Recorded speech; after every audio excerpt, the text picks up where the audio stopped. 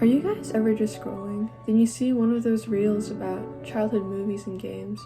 Or do you sort through old stuff and get reminded of a younger you? Chances are you have felt nostalgia.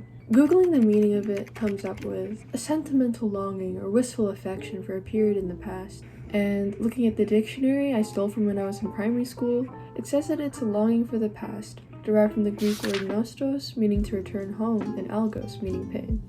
Now, whether you see nostalgia as a good or a bad thing, or a sad instead of happy feeling, and vice versa, what you can learn from it is really something to ponder. Like, is it just me, or why do we feel it so strongly?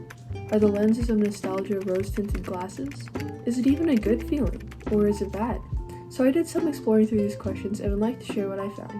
Johannes Affer, a Swiss medical student from the 1600s, coined the term nostalgia when he noticed that mercenaries fighting in wars were developing obsessions with returning home and reported symptoms such as loss of appetite, fainting, hallucinations of people or places they miss, and had greater risk of suicide. Singing Korean, an old Swiss milking song, was punishable by death because it would send soldiers into a nostalgic frenzy. Nostalgia was considered a medical disease and psychiatric disorder, but today the term nostalgia is what we use to describe an emotion combining reminiscing and yearning and loss. So, the use of the word has changed over time, but I'm sure most of us aren't mercenaries fighting in wars.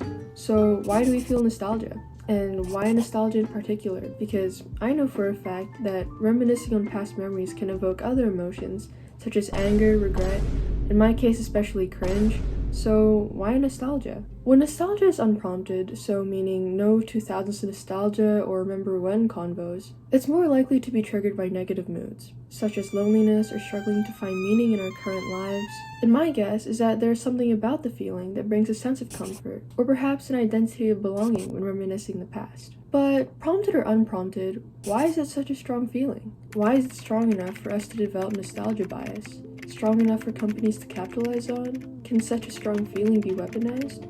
I have a feeling it's to do with how I mentioned earlier that nostalgia hints towards parts of your identity, or what has formed you into who you are today. So it would make sense for things you find nostalgic to be held dear and you would want to protect it. Like, you know when you have those conversations where you ask the other person if they remember this show or this video game, and the more niche it is, the more hyped up you guys get about it? If it's just me, okay. But there's moments where you think it's only you that knows it because it was from such a long time ago, but then someone gets it. There's a feeling of connection, not only to the other person, but to yourself. Hence why it's such a good marketing technique to make the consumer idealize the past. It's so easy for us to be exploited by nostalgia because it taps into memories we are fond of and sells us comfort. Certain age demographics are more susceptible if their stage in life is full of uncertainty. Emotional bonds between consumers and commodities drive up consumption.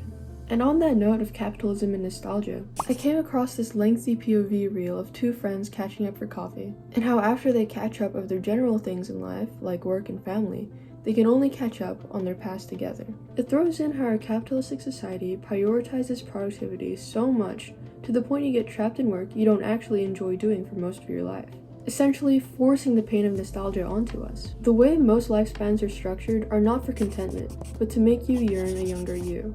But I feel like I'm saying nostalgia is a weakness or something that you shouldn't give into when it comes to being emotionally swayed. It's not inherently a bad thing, but what would make it a bad thing is when it's used to cloud your vision over actual problems. Now, I'm gonna get a little woke here, but after reading Atlas of the Heart and The Future of Nostalgia, Boehm and Brown both come up with interesting points. They both point out that nostalgia can manipulate and distract us from systemic issues by romanticizing the past and blinding us to problems we faced during that time. What do I mean by this? Brown gives a very good example of the spoken and unspoken meanings of reminiscing the past. What's spoken? I wish things were the way they used to be in the good old days. What's not spoken? When people knew their places. When there was no accountability for the way my behaviors affect other people. When we ignored other people's pain if it caused us discomfort. When my authority was absolute and never challenged. Now there are several examples of this, like when people miss being able to say certain slurs with little to no backlash, when there is less diversity in media because it just doesn't feel right, and most especially controversial, when a childhood character's design is changed to be more diverse. Boehm brings up another interesting point in her book, that society's industrialization and secularization caused a void of social and spiritual meaning to open up. This way, nostalgia increased the possibilities of offering imagined communities and ways of belonging that are not exclusively based on ethnic or nation principles. So, nostalgia can be anti-progressive. I assume not just in a broader sense, but also in a personal sense. By not embracing the new, it prevents growth. But hey, I'm speaking too badly of nostalgia right now, because aside from what I said previously, I personally enjoy the feeling of looking back at past memories. But heck, I can miss a memory that just happened yesterday, or a few hours ago, or even while it's still happening. So I wondered if this counted as nostalgia. Are the memories old and far away enough for me to miss them? Or am I merely anticipating the distance I'll have with these memories one day? But alas, I locked in and I think I'm waffling. Nostalgia is subjective, so of course the feeling of it matters more than the age of the memory. But I also looked into what it means to feel nostalgic about something that is happening in the moment, which is actually a pretty common thing to do. Some say that constantly anticipating nostalgia is actually an emotional distancing mechanism, something that takes you out of the present moment and makes it melancholy. Whereas some say thinking of how they'll miss this moment in the future actually sweetens the moment and makes them appreciate what they have now. Either way, it's not truly living in the present, and I can see how it creates a distance from the experience. Premature nostalgia can make a parent feel sad watching their toddler play, because we know that those early days of innocence can't last forever as the child will mature. Like, yeah, that's one way to see it. But, as my dad says, when he sees the smudged handprints of my little sister on the glass, though it looks messy and he has to clean it, a negative experience, he says that, one day I'll miss cleaning the little handprints on the glass when you're all grown up. So maybe anticipatory nostalgia decreases enjoyment in positive situations, but increases enjoyment in negative situations, seeing the value in it. I imagine nostalgia is similar to the paradox of happiness. The more you seek to directly attain it, the less happy you are likely to feel. Take trying to recreate the same childhood experience, for example. It's nice, but it doesn't actually hit the same. Let's go back to 2013. I'm 7 years old, playing Club Penguin, and I'm having the time of my life.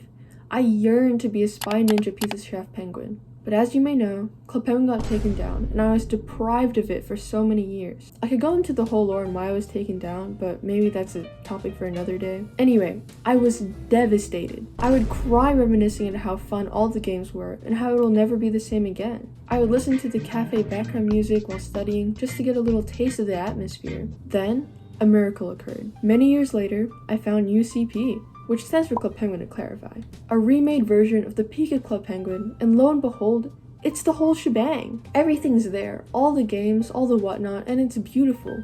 Immediately I grinded all my puffles back, my Cardjutsu black belt, and saw all the sights and everything. Actually, come to think of it, Club Penguin might not have been the best example because I still do love it. But I'm not gonna spend all day treating it like my full-time job like how I used to. But me not enjoying it as much as I used to when I was a kid is probably due to my decreased attention span, or probably just me growing up. Or perhaps, now that it's not gone forever like I thought, and it's just something I can play whenever, I'm not appreciating it as much now that I have it. Either way, it's just not the same. But maybe it's because I was trying to relive and re-experience something that I already had. My friend made a very good point, that sometimes, at the time you experience these things you're nostalgic about now, you were probably not thinking about it, since you were more innocent back then. As a child, you have a bright and unjaded view of the world that makes every little thing seem so shiny and happy. So I guess it's not that I want to relive these moments, I just want to feel what it's like to be a kid again. And of course it makes me feel happy to play these childhood games, watch these goated shows, and be able to look back at my childhood fondly. In a way, nostalgia is a privilege. So maybe the point is just to be reminded and feel in touch with your younger self. Not exactly relive the exact same moment, despite the instincts to yearn for a simpler time.